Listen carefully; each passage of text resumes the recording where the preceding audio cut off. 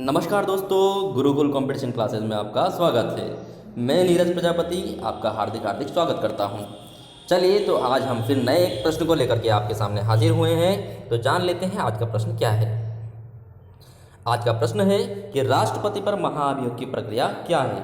दोस्तों मैं आपको बता दूं कि राष्ट्रपति को पद से हटाने के लिए संविधान में महाभियोग शब्द का प्रयोग किया गया है। इसके अलावा किसी भी पद के लिए महाभियोग शब्द का प्रयोग नहीं किया गया है। तो जान लेते हैं कि महाभियोग की प्रक्रिया क्या है। चलिए देख लेते हैं।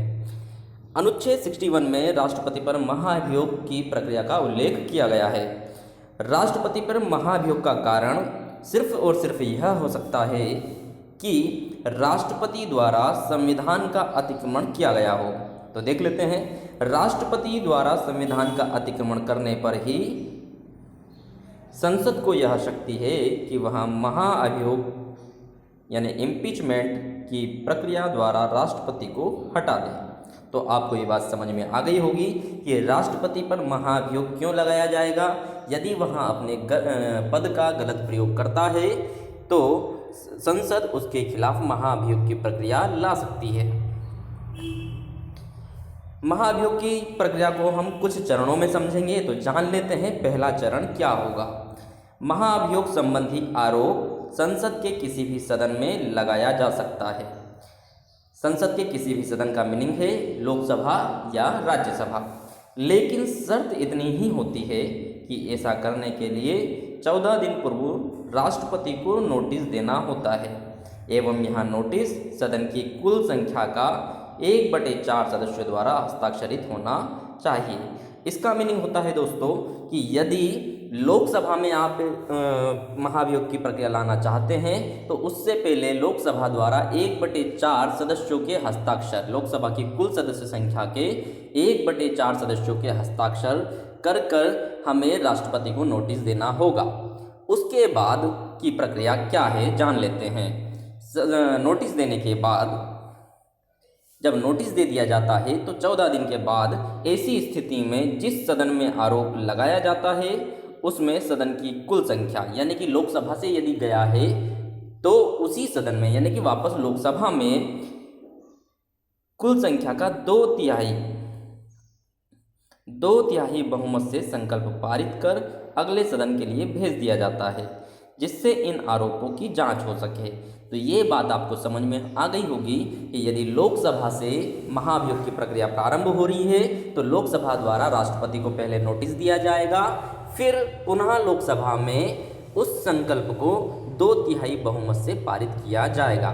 यदि महाभियोग की प्रक्रिया राज्यसभा से प्रारंभ हो रही है तो उसके 1/4 सदस्यों द्वारा पहले राष्ट्रपति को नोटिस यानी सूचना दी जाएगी, फिर 14 दिन बाद 2/3 सदस्यों द्वारा बहुमत पारित किया जाएगा।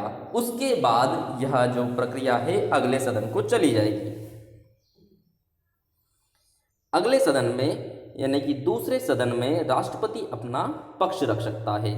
यदि दूसरे सदन द्वारा इन आरोपों को सही पाया जाता है तो उस सदन की कुल संख्या के 2/3 सदस्य द्वारा बहुमत से पारित कर दिया जाता है।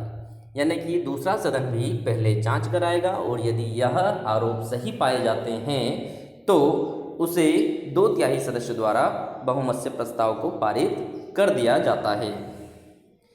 इस प्रकार महाभियोग की प्रक्रिया पूरी हो जाती है एवं राष्ट्रपति को प्रस्ताव पारित होने की तिथि से पद से हट जाना पड़ता है। तो यहाँ पर आकर के यानी कि दूसरे सदन में जब कंप्लीटली पूर्ण बहुमत हो जाता है यानी 2/3 बहुमत से प्रस्ताव पारित हो जाता है तो उस तिथि से राष्ट्रपति को अपने पद से त्याग देना पड़ता है। इसके बाद एक नोट आपको सामने दिख रहा होगा जिसमें लिखा गया है कि महाभियोग एक अर्ध न्यायिक प्रक्रिया है।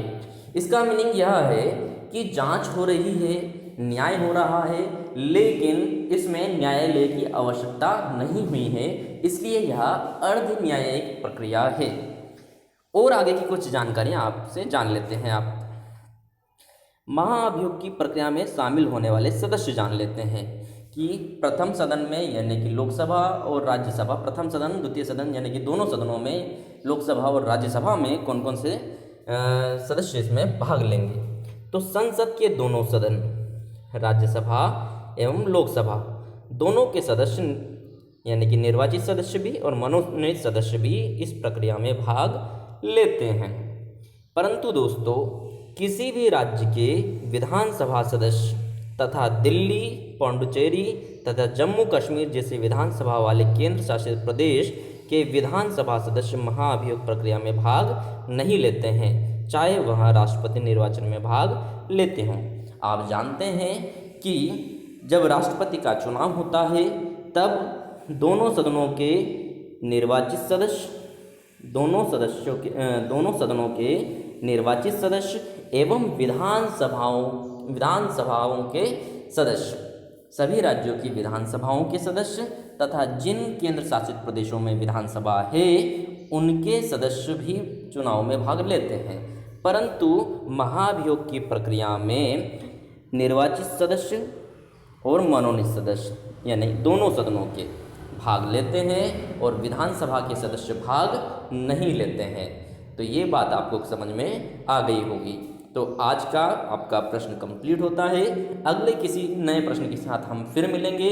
तब तक के लिए धन्यवाद, नमस्कार। Thank you for watching. यदि आपको ये वीडियो अच्छा लगता है तो लाइक, शेयर और सब्सक्राइब अवश्य कर दें।